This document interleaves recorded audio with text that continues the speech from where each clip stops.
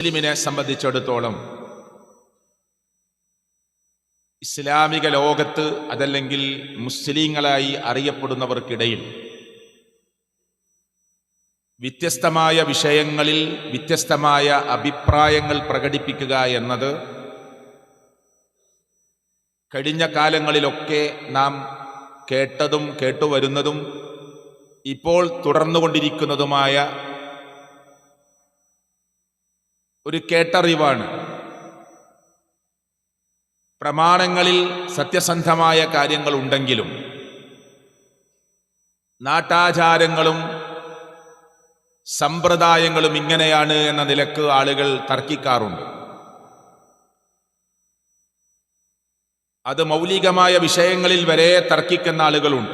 ഇസ്ലാമിൻ്റെ മൗലികമായ അടിസ്ഥാനപരമായ വിഷയമാണ് ഇസ്ലാമിൻ്റെ അഖീദ, വിശ്വാസപരമായ കാര്യങ്ങൾ.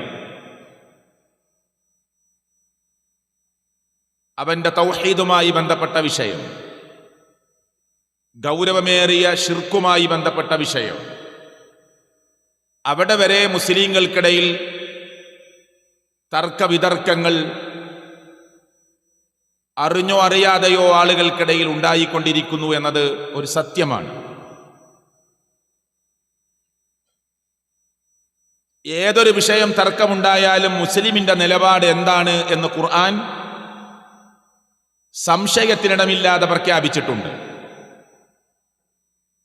അവിടെ ഇന്ന പ്രസ്ഥാനത്തിന്റെ നേതാവ് എന്ത് പറഞ്ഞു എന്നതല്ല ഇസ്ലാമിന്റെ പ്രമാണം. ഒരു മഹല്ലിലെ ഖാദി എന്ത് പറഞ്ഞു എന്നതല്ല ഇസ്ലാമിന്റെ പ്രമാണം. തർക്കമുണ്ടായാൽ നിങ്ങൾ മടക്കേണ്ടത് അള്ളാഹുവിന്റെ ഖുർആനിലേക്കാണ് എന്ന്, തിരുസുന്നത്തിലേക്കാണ് എന്ന് അള്ളാഹുവിന്റെ ഖുർആൻ പ്രഖ്യാപിച്ചതാണ്. ഒരായത്ത് നിങ്ങൾ ശ്രദ്ധിച്ചു നോക്കൂ. യാ അയ്യുഹല്ലദീന ആമനു, വിശ്വാസികളെ, അത്തിഉല്ലാഹ്, നിങ്ങൾ അള്ളാഹുവിനെ അനുസരിക്കണം. വ അത്തിഉർ റസൂൽ, നിങ്ങൾ അള്ളാഹുവിന്റെ പ്രവാചകൻ സല്ലല്ലാഹു അലൈഹി വസല്ലമയെ അനുസരിക്കണം.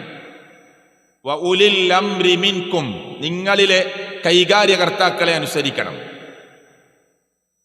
അപ്പൊ 3 വിഭാഗങ്ങളെ അനുസരിക്കാൻ സർവശക്തനായ അള്ളാഹു പറയണം. ഒന്ന്, പറയുന്ന റബ്ബാകുന്ന അള്ളാഹുവിനെ തന്നെ അനുസരിക്കണം. അള്ളാഹുവിനെ അനുസരിക്കണമെന്ന് പറഞ്ഞിട്ട് അള്ളാഹ് പറഞ്ഞു, മുഹമ്മദ് മുസ്തഫ സല്ലല്ലാഹു അലൈഹി വസല്ലമയെ നിങ്ങൾ അനുസരിക്കണം. വ ഉലിൽ അംരി മിൻകും, നിങ്ങളുടെ കൂട്ടത്തിലെ കൈകാര്യകർത്താക്കളെ നിങ്ങൾ അനുസരിക്കണം. എന്നിട്ട് അള്ളാഹ് തുടർന്ന് പറഞ്ഞു, ഫഇൻ തനാസഅതും ഫീ ഷൈഇൻ, നിങ്ങൾക്കിടയിൽ ഒരു വിഷയത്തിൽ തർക്കമുണ്ടായാൽ,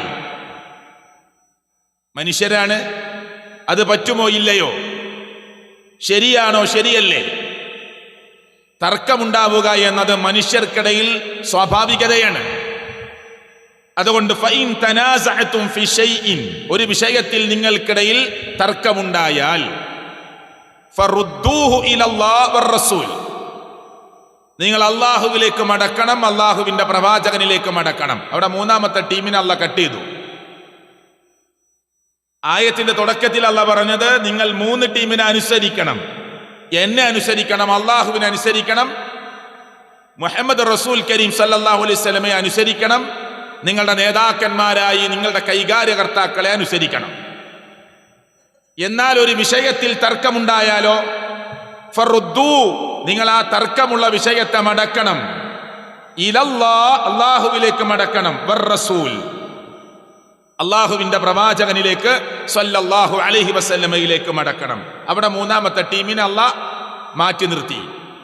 അങ്ങനെ പറഞ്ഞാൽ ലോകത്തൊരു തർക്കവും അവസാനിക്കില്ല. മുസ്ലിങ്ങളെ, നിങ്ങൾ ഇസ്ലാമിന്റെ വിഷയത്തിൽ നിങ്ങൾക്കിടയിൽ ഒരു തർക്കം വന്നാൽ അള്ളാഹുവിലേക്കും റസൂലിലേക്കും മടക്കണം, നിങ്ങളുടെ നേതാക്കന്മാരിലേക്ക് മടക്കണമെന്ന് പറഞ്ഞാൽ ലോകത്ത് തർക്കം അവസാനിക്കില്ല. അതുകൊണ്ട് അല്ലാഹു തആല എല്ലാം അറിയുന്നവനാണ്. അവൻ പറഞ്ഞു, നിങ്ങൾ അള്ളാഹുവിലേക്ക് മടക്കണം. എങ്ങനെ അള്ളാഹുവിലേക്ക് മടക്കുക? അള്ളാഹുവിലേക്ക് എങ്ങനെ മടക്കും? അതാണ് അള്ളാഹുവിന്റെ കലാമായ ഖുർആനിലേക്ക് മടക്കണം. ഈ വിഷയത്തിൽ ഖുർആൻ എന്ത് പറഞ്ഞിട്ടുണ്ട് എന്ന് നമ്മൾ പരിശോധിക്കണം. അള്ളാഹുവിന്റെ പ്രവാചകരിലേക്ക് മടക്കുക എന്ന് പറഞ്ഞാൽ സഹാബത്തിന് മുത്തുനബി സല്ലല്ലാഹു അലൈഹി വസല്ലമയോട് നേരിട്ട് ചോദിക്കാമായിരുന്നു. നമുക്ക് നേരിട്ട് ചോദിക്കാൻ മുത്തുനബി അന്ന് ജീവിച്ച പോലെ നമ്മുടെ കൂട്ടത്തിൽ ഇന്നില്ല. അതുകൊണ്ട് അങ്ങനെ ചോദിക്കുക എന്നത് അസാധ്യമാണ്. അങ്ങനെ വല്ല ചാൻസും ഉണ്ടായിരുന്നെങ്കിൽ മുത്തുനബിയുടെ വഫാത്തിന് ശേഷം അടുത്ത ഖലീഫയെ കുറിച്ച് നീണ്ട മണിക്കൂറുകൾ ചർച്ച നടന്നപ്പോ മുഹമ്മദ് റസൂൽ കരീം സല്ലല്ലാഹു അലൈഹി വസല്ലമയുടെ ജനാസ മുന്നിലുണ്ട്, ഖബറിലേക്ക് വെച്ചിട്ടില്ല. 1,00,000-ഓളം വരുന്ന സഹാബികളുടെ കൂട്ടത്തിൽ ഏതെങ്കിലും ഒരാൾ പറഞ്ഞോ നമ്മൾ എന്തിനാണ് തർക്കിക്കുന്നത്? നമ്മുടെ നേതാവായ റസൂൽ കരീം സല്ലല്ലാഹു അലൈഹി വസല്ലമ ഇതാ വഫാത്തായി നമ്മുടെ മുന്നിലുണ്ട്, മയ്യത്ത് ഖബറിലേക്ക് വെച്ചിട്ടില്ല, നമുക്കൊന്ന് ചോദിക്കാമെന്ന് ഏതെങ്കിലും ഒരു സഹാബി പറഞ്ഞോ? പറഞ്ഞില്ല. അത് നടക്കാത്ത കാര്യമാണ്. അതുകൊണ്ട് തന്നെ മുത്തുനബിയോട് നേരിട്ട് ചോദിക്കുക എന്നത് ഒരിക്കലും നമുക്ക് നടക്കാത്ത കാര്യമാണ്. പിന്നെ എങ്ങനെയാണ് നബിയിലേക്ക് മടക്കുക? റസൂൽ കരീം സല്ലല്ലാഹു അലൈഹി വസല്ലമയുടെ തിരുസുന്നത്തിലേക്ക്, ഹദീസിലേക്ക്, ജീവിതചര്യയിലേക്ക്, വാക്കുകളിലേക്ക്, സമ്മതങ്ങളിലേക്ക് മടക്കുക. ഇത് പരിശുദ്ധ ഖുർആൻ പറഞ്ഞിട്ട് ഈ ആയത്ത് അവസാനിപ്പിക്കും. അല്ലാഹു പറഞ്ഞു, ഇൻ കുൻതും തുഅ്മിനൂന ബില്ലാഹി വൽ യൗമിൽ ആഖിർ, പരലോകത്തിലും അല്ലാഹുവിലും വിശ്വസിക്കുന്നവരാണെങ്കിൽ ദാലിക ഖൈർ, ഖുർആനിലേക്കും സുന്നത്തിലേക്കും മടക്കലാണ്.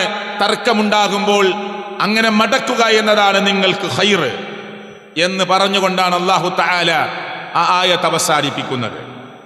ഇവിടെ ഞാൻ ഇപ്പോ സോഷ്യൽ മീഡിയയിൽ നിറഞ്ഞു നിൽക്കുന്ന ഒരേ ഒരു ചർച്ചയിലേക്ക്, ചർച്ചകൾ ഒരുപാടുണ്ടാവാം, ഒരേ ഒരു ചർച്ചയിലേക്ക് ഈ ഖുത്ബയിൽ നിങ്ങളുടെ ശ്രദ്ധ ക്ഷണിക്കുകയാണ്. ഈ പള്ളി ഒരു സലഫി മസ്ജിദായി അറിയപ്പെടുന്ന പള്ളിയാണ്.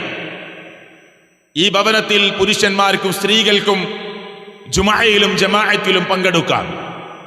കാരണം ഖുർആൻ കൊണ്ടും ഹദീസ് കൊണ്ടും സ്ത്രീകൾക്ക് പള്ളിയിലേക്ക് പ്രവേശനം കൊടുക്കാം, നമസ്കാരത്തിന് വരാം, ഇബാദാത്തുകൾക്ക് വരാം എന്ന് പരിശുദ്ധ ഖുർആനിന്റെ വ്യാഖ്യാനമായ പ്രവാചകൻ മുഹമ്മദ് മുസ്തഫ സല്ലല്ലാഹു അലൈഹി വസല്ലമയുടെ തിരുസുന്നത്ത് കൊണ്ട് 150-ലധികം ഹദീസുകൾ കൊണ്ട് മുസ്ലിം ഉമ്മത്തിന്റെ മുന്നിൽ നമുക്ക് ബോധ്യപ്പെടുത്താൻ പറ്റുന്ന ഒന്നാണ്.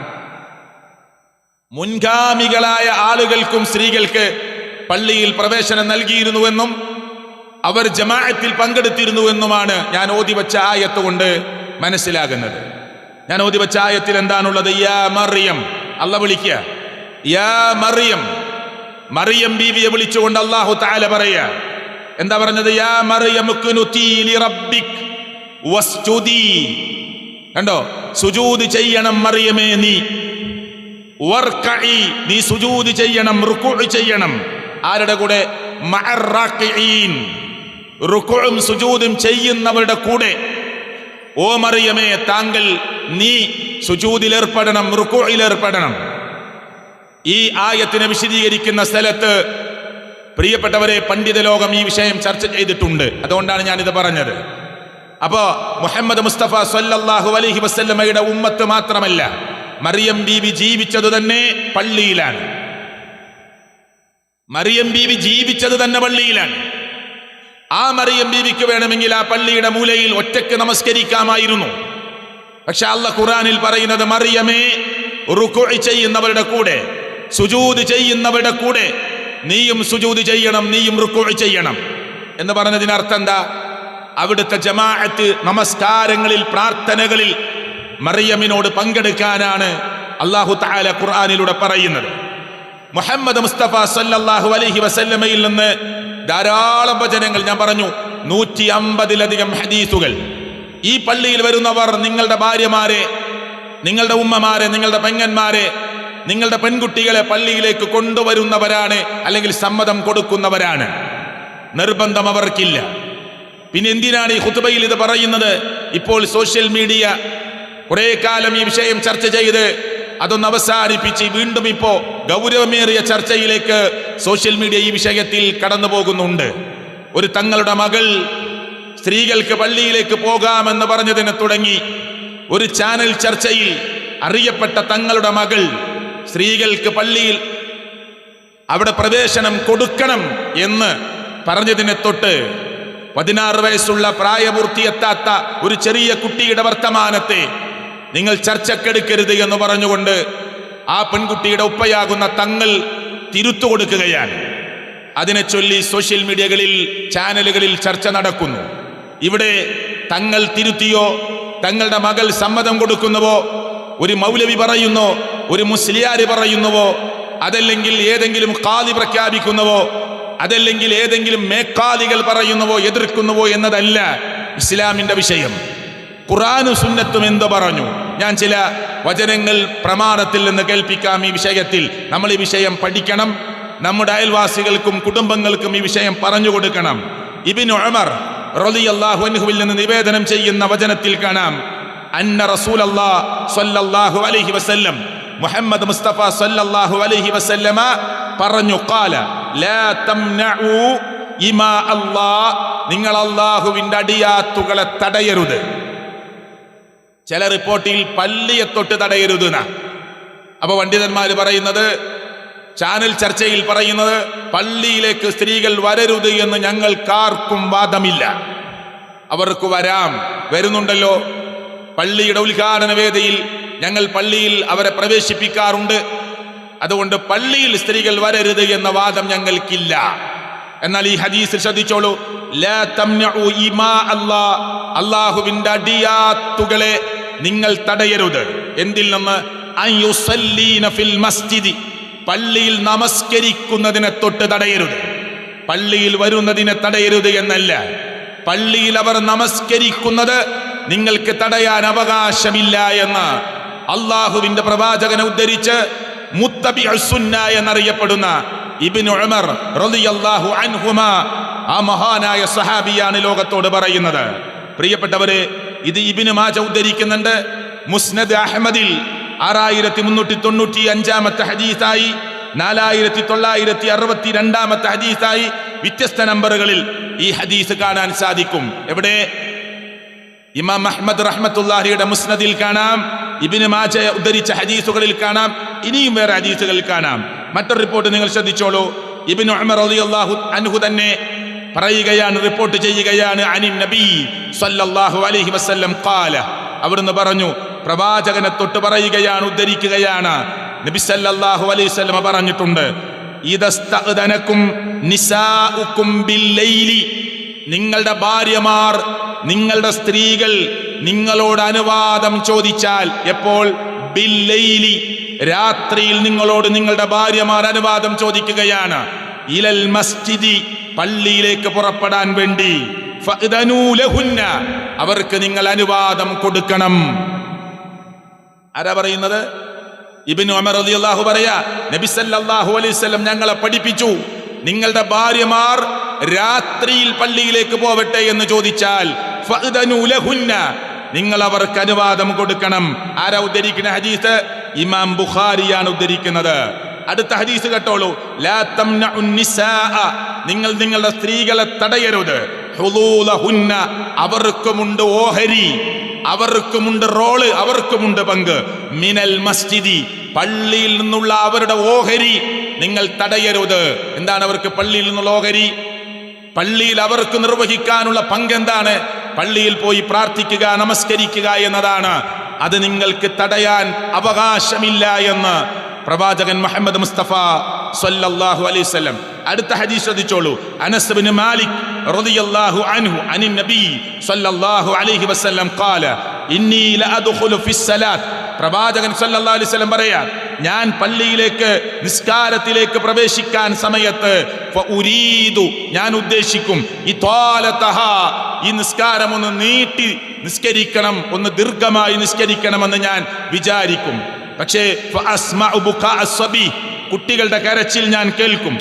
ആ കുട്ടിയുടെ കരച്ചിൽ ആ ഉമ്മക്ക് പ്രയാസമുണ്ടാക്കും. കണ്ടോ, കുട്ടി ഒറ്റക്ക് വന്നതല്ല, ആ കുട്ടിയുടെ കരച്ചിൽ കുട്ടിയുടെ ഉമ്മക്ക് പ്രയാസമുണ്ടാക്കുമെന്ന് മനസ്സിലാക്കിക്കൊണ്ട് ഞാൻ ആ നമസ്കാരത്തെ ചുരുക്കും.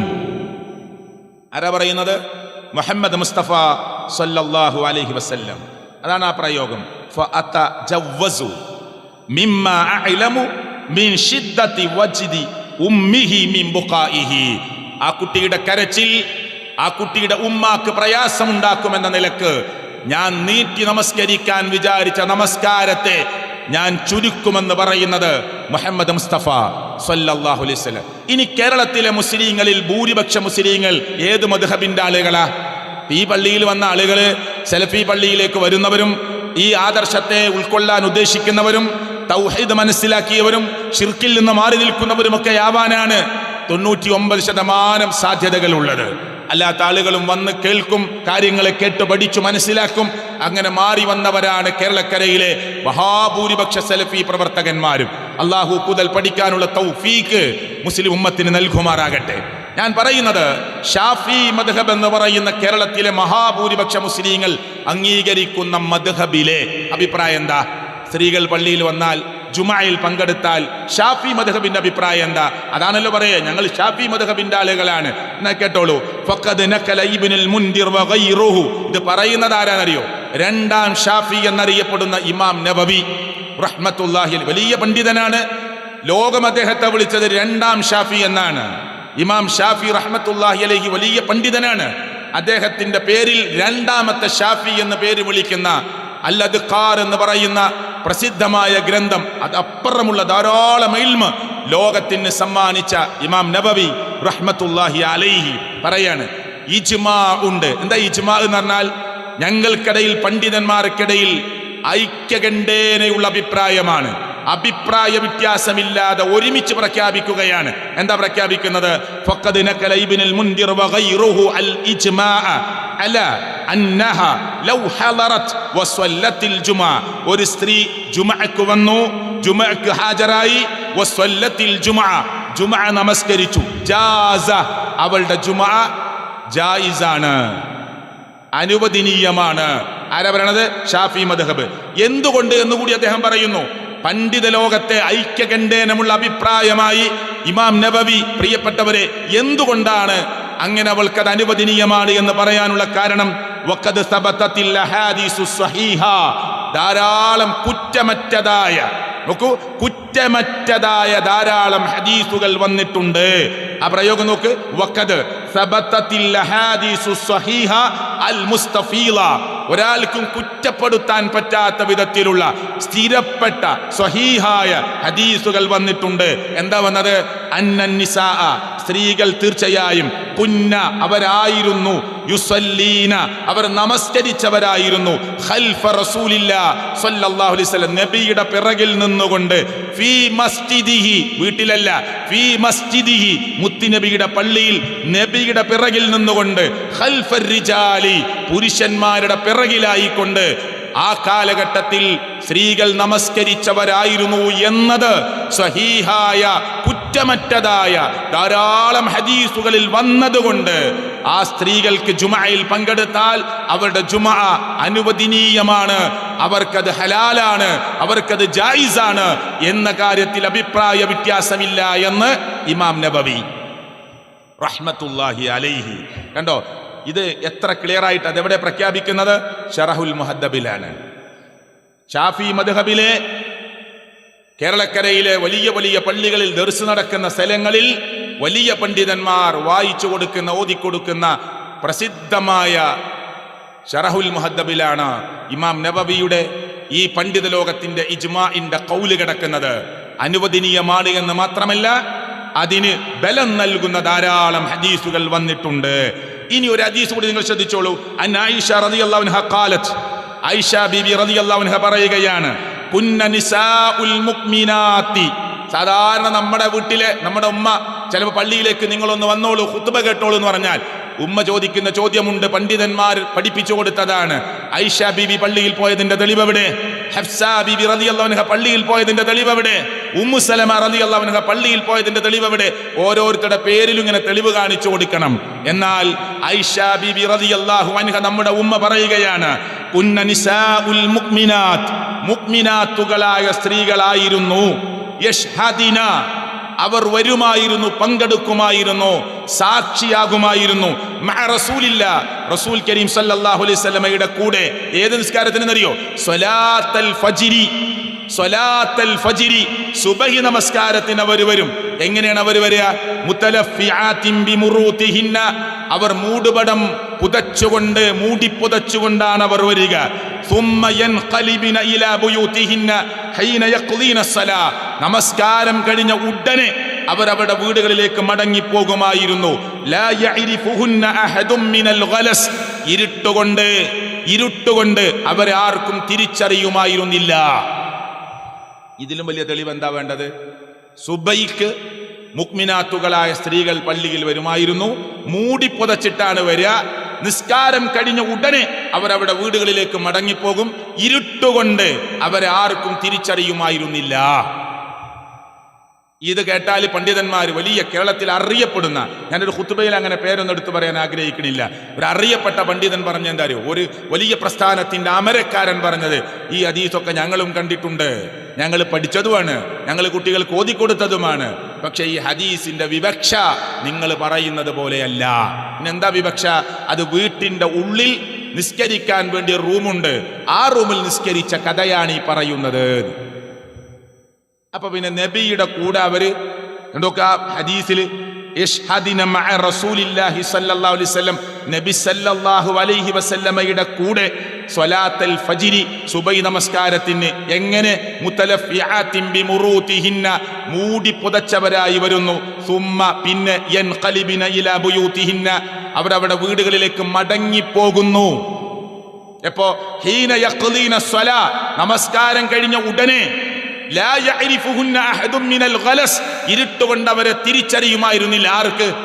വീട്ടിന്റെ ഉള്ളിൽ ആരുണ്ടാവുക? ഒന്നില്ലെങ്കിൽ ഭർത്താവ്, അല്ലെങ്കിൽ ബാപ്പ.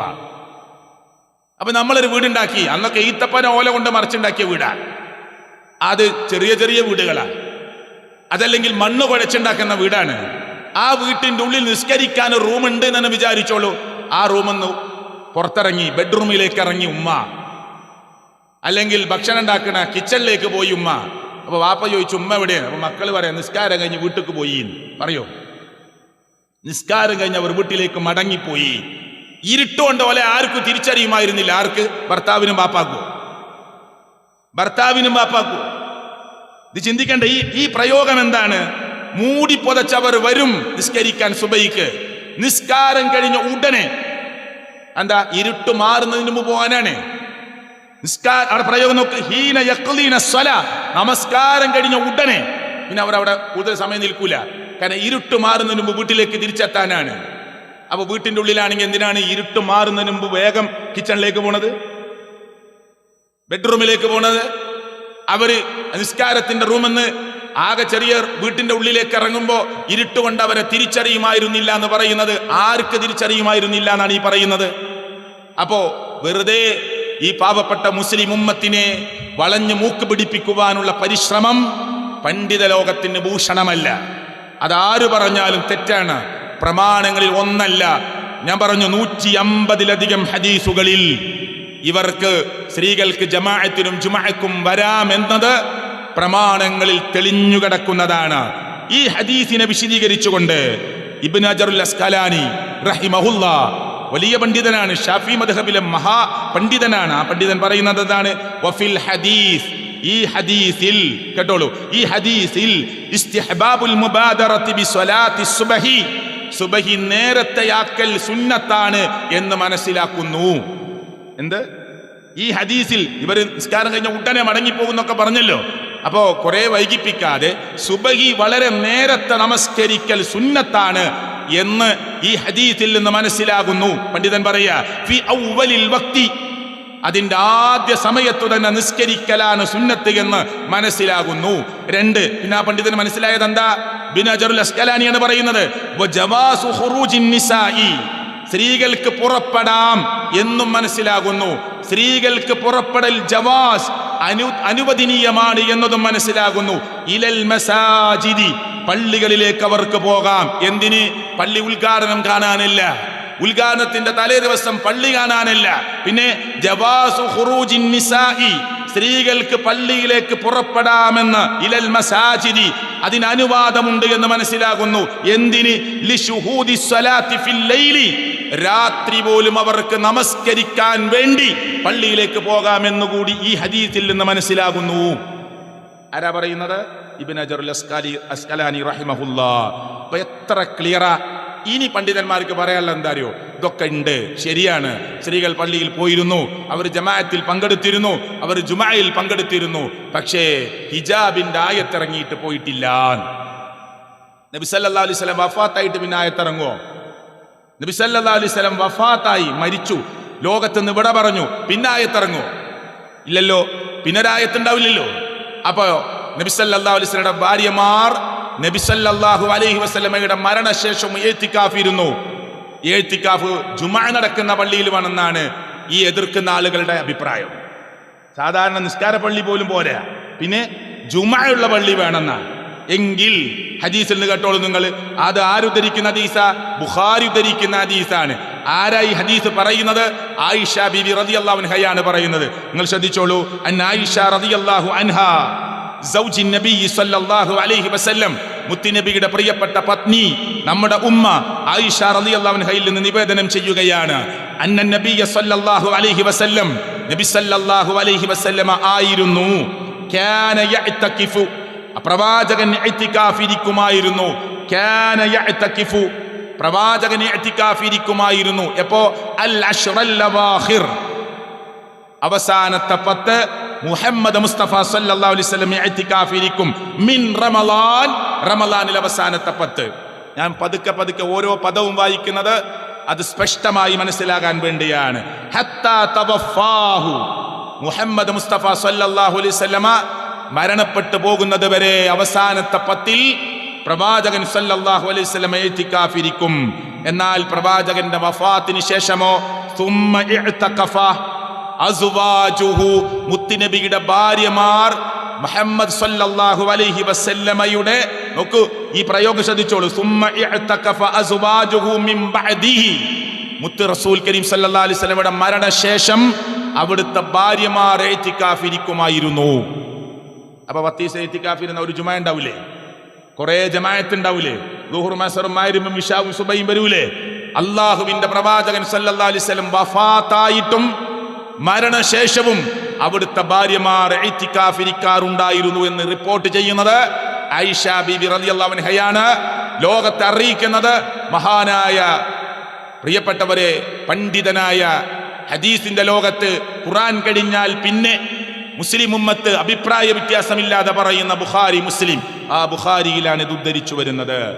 ഇനി പള്ളിയിൽ വരുന്ന സ്ത്രീകളുടെ സൊഫിനെ കുറിച്ച് എന്തെങ്കിലും പറഞ്ഞിട്ടുണ്ടോ? പ്രവാചകൻ സല്ലല്ലാഹു അലൈഹി വസല്ലം കേട്ടോളൂ.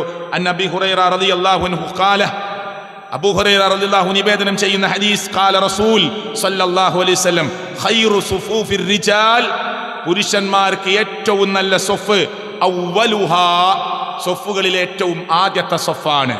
വശർറുഹാ, പുരുഷന്മാർക്ക് സൊഫുകളിൽ ഏറ്റവും മോശമായ സൊഫ് ആഖിറുഹാ, ഏറ്റവും അവസാനത്തെ സൊഫാണ്. പള്ളിക്ക് ഒരാൾ വന്നു, അയാൾക്ക് പള്ളിയിൽ 1-ാമത്തെ സൊഫിൽ സ്ഥലമുണ്ടെങ്കിൽ അയാൾ വന്നിരിക്കേണ്ടത് 1-ാമത്തെ സൊഫിലാണ്.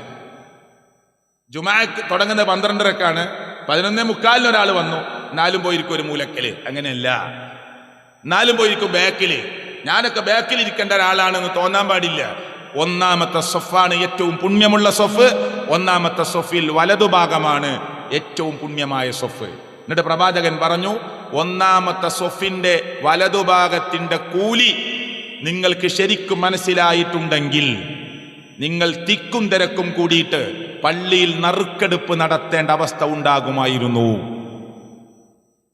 പള്ളിയിൽ 1-ാമത്തെ സൊഫിലെ വലതുഭാഗത്തിന്റെ കൂലി ശരിക്കും മനസ്സിലായിട്ടുണ്ടെങ്കിൽ എല്ലാവരും വലതുഭാഗം കിട്ടാൻ വേണ്ടി തിരക്കൂടും. അപ്പൊ പറയാം, അവിടെ നിൽക്കി, എല്ലാവരും ഒപ്പ വന്നതെങ്കിൽ നമുക്ക് നറുക്കിടാം, ഇവിടെ 5 ആൾക്ക് നിൽക്കാനേ സ്ഥലമുള്ളൂ, 5 നറുക്കിടാം എന്ന് പറഞ്ഞ് നിങ്ങൾ നറുക്കെട്ടെടുത്ത് ആ സൊഫിൽ സീറ്റ് പിടിക്കുമായിരുന്നു, നിങ്ങൾക്കതിന്റെ പ്രതിഫലം അറിയുമായിരുന്നെങ്കിൽ. അപ്പൊ പുരുഷന്മാർക്ക് ഏറ്റവും നല്ല സൊഫ് 1-ാമത്തെ സൊഫാണ്. അവർക്ക് ഏറ്റവും മോശമായ സൊഫ് ആഖിറുഹ, ഏറ്റവും അവസാനത്തെ സൊഫാണ്. വഖൈറു സുഫൂഫിൻ നിസാ, വീട്ടിന്റെ ഉള്ളിലത്തെ റൂമിൽ നിസ്കരിക്കണമെങ്കിൽ ഈ സൊഫിന്റെ കഥ എന്തിനാ പഠിപ്പിക്കണേ?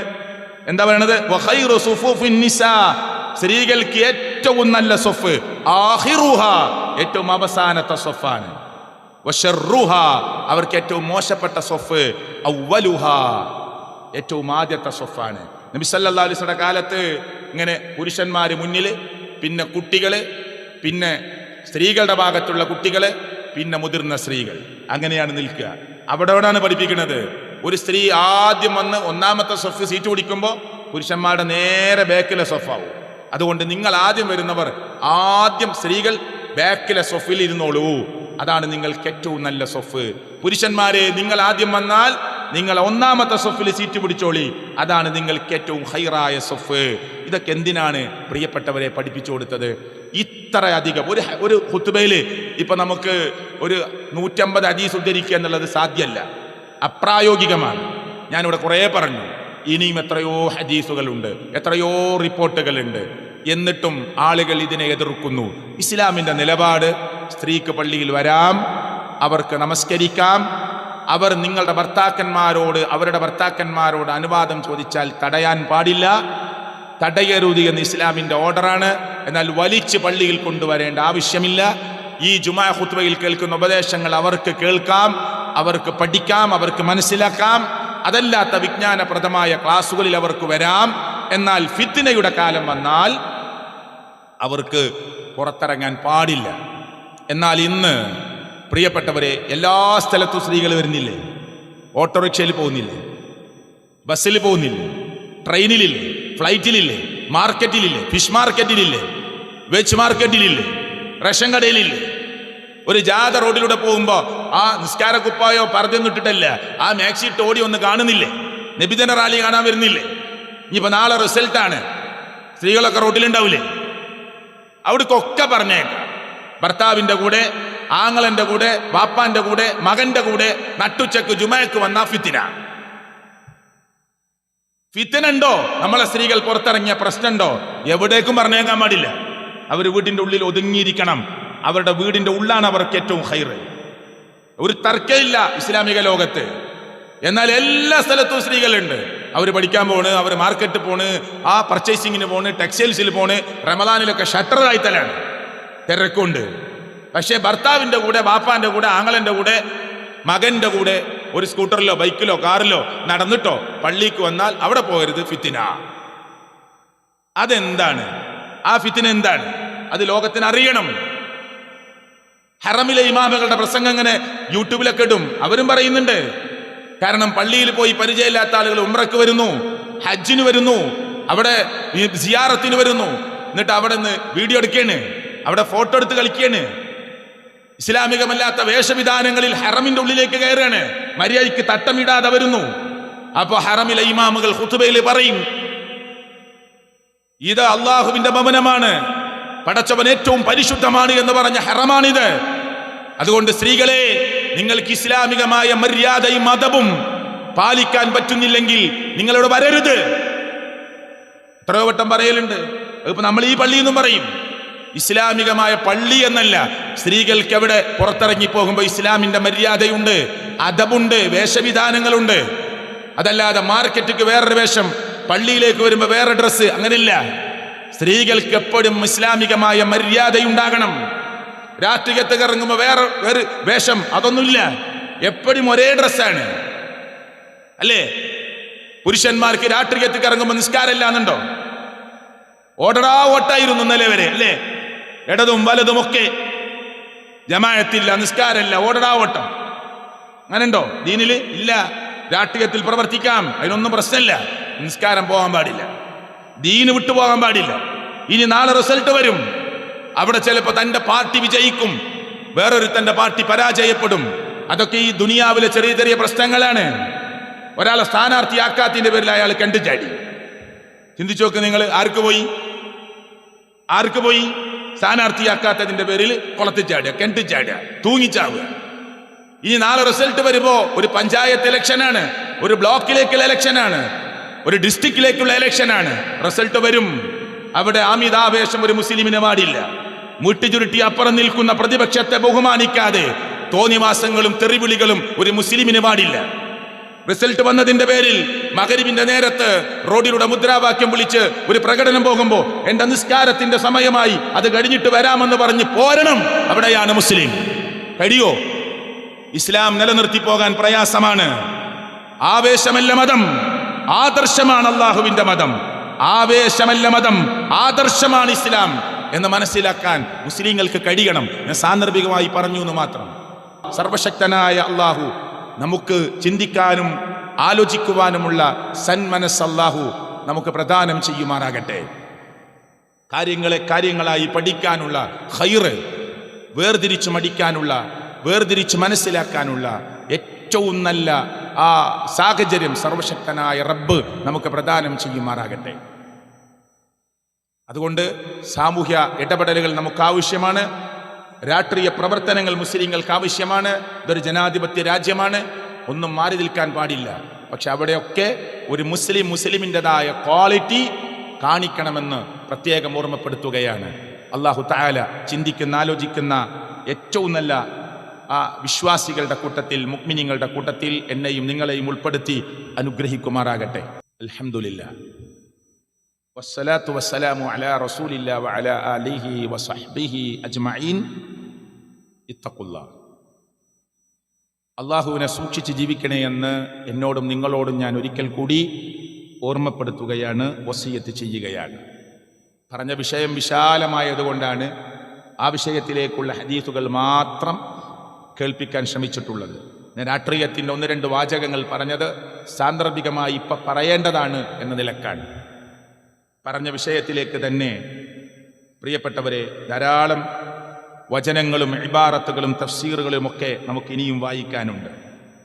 നോക്കൂ നിങ്ങൾ, ഒരു സ്ഥലത്ത് മഹാരഥന്മാരായ പണ്ഡിതന്മാർ ഫത്ഹുൽ ബാരിയെ പോലെ ബുഖാരിയുടെ ഷറഹിലൊക്കെ നമുക്ക് വായിക്കാൻ പറ്റുന്നത് അന്നഹുന്ന കുന്ന യഹ്ജുജിന, അവർ സ്ത്രീകൾ ഹജ്ജിന് വരുമായിരുന്നു. വയതുഫ്ന, അവർ തവാഫ് ചെയ്യുമായിരുന്നു.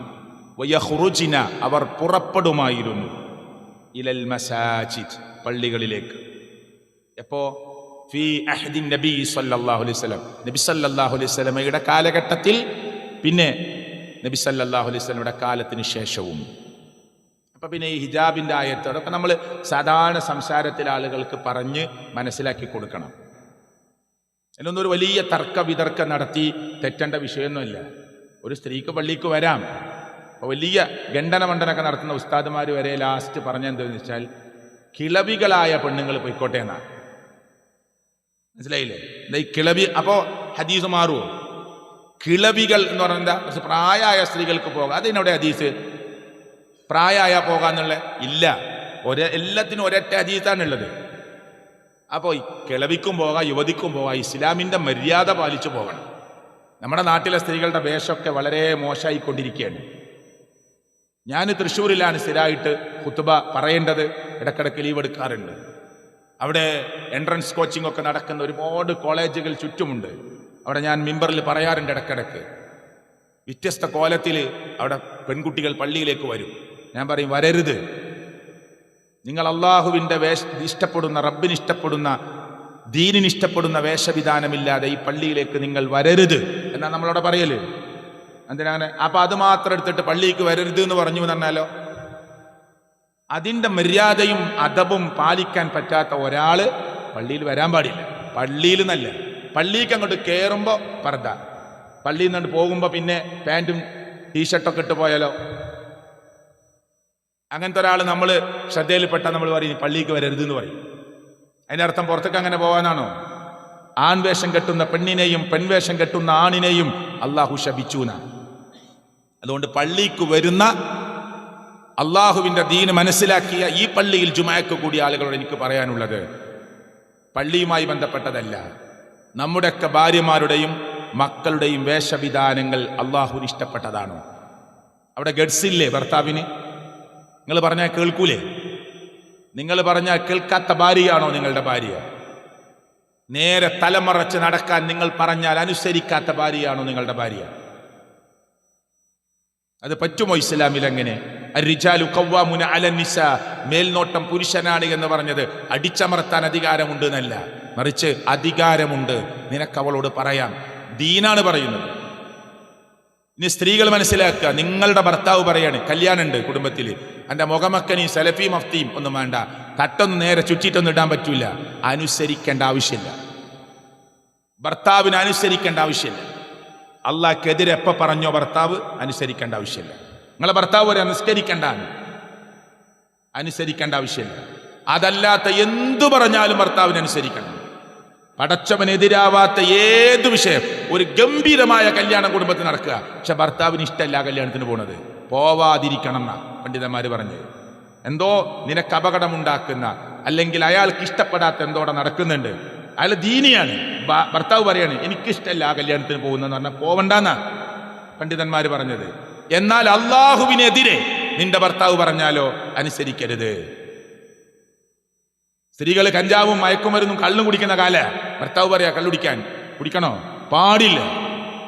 ഭർത്താവ് പറയാണ് ഈ വേഷം എനിക്കിഷ്ടല്ല, എനിക്ക് നീ ഓപ്പൺ ചുരിദാറിട്ട് ഷാളൊക്കെ ഇട്ട് നടക്കണ ഇഷ്ടം എന്ന് പറഞ്ഞാൽ ഭർത്താവിന് അനുസരിക്കേണ്ട ആവശ്യമില്ല. നിസ്കരിക്കരുത് തന്നെ അനുസരിക്കേണ്ട ആവശ്യമില്ല. അതുകൊണ്ട് സ്ത്രീകളും മനസ്സിലാക്കുക. നിങ്ങൾ എപ്പോഴും കേൾക്കുന്ന ഒരു ഹദീസുണ്ട്, സ്ത്രീകളെ കുറിച്ച് പ്രവാചകൻ സല്ലല്ലാഹു അലൈഹി വസല്ലം പറഞ്ഞു, കാസിയാത്തുൻ ആരിയാത്തുൻ മുമൈലാത്തുൻ മായിലാത്തുൻ റൂസുഹുന്ന കഅസ്നിമത്തിൽ ബുഖത്തിൽ മായില. വേഷമണിഞ്ഞിട്ടും മണിയാത്ത സ്ത്രീകൾ, കുപ്പായ ഇട്ടിട്ടുണ്ട് ഇടാത്തവരെ പോലെയാണ്, തട്ടിട്ടിട്ടുണ്ട് ഇട്ടതും ഇടാത്തതും തുല്യമാണ്. അവരുടെ നടത്തം ചാഞ്ഞും ചെരിഞ്ഞുമാണ്. മുമീലാത്തുൻ മായിലാത്തുൻ, ഇങ്ങനെ ചാഞ്ഞും ചെരിഞ്ഞുമാണ് നടക്കുക. അള്ളാഹു കാലിന് വൈകല്യം കൊടുത്തതല്ല, അങ്ങനെ നടക്കണേ ആളുകൾ ശ്രദ്ധിക്കാൻ വേണ്ടി കാട്ടിക്കുട്ടലുകളാണ്. എന്നിട്ട് പ്രവാചകൻ പറയുന്നു, റൂസുഹുന്ന കഅസ്നിമത്തിൽ ബുഖത്തിൽ മായില, അവരുടെ തല ആടിക്കളിക്കുന്ന ഒട്ടകത്തിന്റെ പൂഞ്ഞ പോലെയാണ്. ലാ യദ്ഖുൽനൽ ജന്ന, അവർ സ്വർഗ്ഗത്തിൽ കടക്കുകയില്ല. വലാ യജിദ്ന റീഹഹ, സ്വർഗ്ഗത്തിന്റെ സുഗന്ധം പോലും അവർക്ക് അനുഭവിക്കാൻ കഴിയില്ല. ആരാ പറഞ്ഞത്? മുഹമ്മദ് മുസ്തഫ സ്വല്ലല്ലാഹു അലൈഹി വസല്ലം. അതുകൊണ്ട് ഈ ഖുതുബയിൽ നിങ്ങൾ കേട്ട കാര്യം നമ്മുടെ ജീവിതത്തിലേക്ക് കൊണ്ടുവരാൻ ശ്രമിക്കുക. ഇവിടെ വ്യത്യസ്ത രാഷ്ട്രീയ പ്രസ്ഥാനങ്ങളുടെ ആളുകളുണ്ടാവും, അത് നിങ്ങളുടെ ഇഷ്ടമാണ്. പക്ഷേ അവിടെയൊക്കെ ഞാൻ നേരത്തെ പറഞ്ഞതുപോലെ നമ്മുടെ വേഷവും നമ്മുടെ രൂപവും നമ്മുടെ സ്വഭാവവും നമ്മുടെ കൾച്ചറും നമ്മുടെ സഖാഫത്തും നമ്മുടെ സംസ്കാരവും ദീനിന് ഉൾക്കൊണ്ടതായിരിക്കണം. അത് ശ്രദ്ധിച്ചുകൊണ്ടായിരിക്കണം നമ്മുടെ മുന്നോട്ടുള്ള നീക്കം. നമ്മുടെ കുടുംബത്തിൽ നിന്നിറങ്ങുന്ന ഓരോ സ്ത്രീയും ഇസ്ലാമികമായ വേഷവിധാനത്തിലാകണം. നമ്മുടെ കുടുംബത്തിൽ നിന്നിറങ്ങുന്ന ഓരോ സഹോദരിയും പടച്ചവനെ ഭയപ്പെടുന്നവളായി ജീവിക്കാൻ വേണ്ടി നാം പ്രേരിപ്പിക്കണം. ആ അർത്ഥത്തിൽ നമുക്ക് മുന്നോട്ട് പോകാൻ സർവശക്തനായ റബ്ബ് തൗഫീഖ് നൽകുമാറാകട്ടെ. പുതിയ പുതിയ ഓരോ വിഷയങ്ങൾ ഈ സോഷ്യൽ മീഡിയയിലും ആധുനിക ലോകത്തും ചർച്ചയാകുമ്പോൾ അവിടെ ദീൻ എന്ത് പറഞ്ഞു എന്ന് പഠിക്കാൻ നമ്മൾ ഇതൊക്കെ നമുക്ക് അറിയുന്ന കാര്യമാണ്. പക്ഷെ അത് ചർച്ചയാകുമ്പോൾ എന്തുകൊണ്ടാണ് നമ്മളിത് പറയുന്നത്? ഒരു നാലാളുടെ മുന്നിൽ ഇരുന്ന് നാടൻ ഭാഷയിൽ അതിൻ്റെ കാര്യം പറഞ്ഞു കൊടുക്കാൻ നമുക്കറിവുണ്ടാകണമെന്ന നിലക്കാണ് ഈ കാര്യങ്ങൾ സൂചിപ്പിച്ചിട്ടുള്ളത്. റബ്ബ് എനിക്കും നിങ്ങൾക്കും ഇത് കാര്യങ്ങളെ പഠിച്ച് മനസ്സിലാക്കി സ്വർഗീയ പ്രവേശനത്തിന് പറ്റാവുന്ന വിധത്തിൽ പ്രവർത്തിക്കാൻ അള്ളാഹു തൗഫീക്ക് നൽകുമാറാകട്ടെ.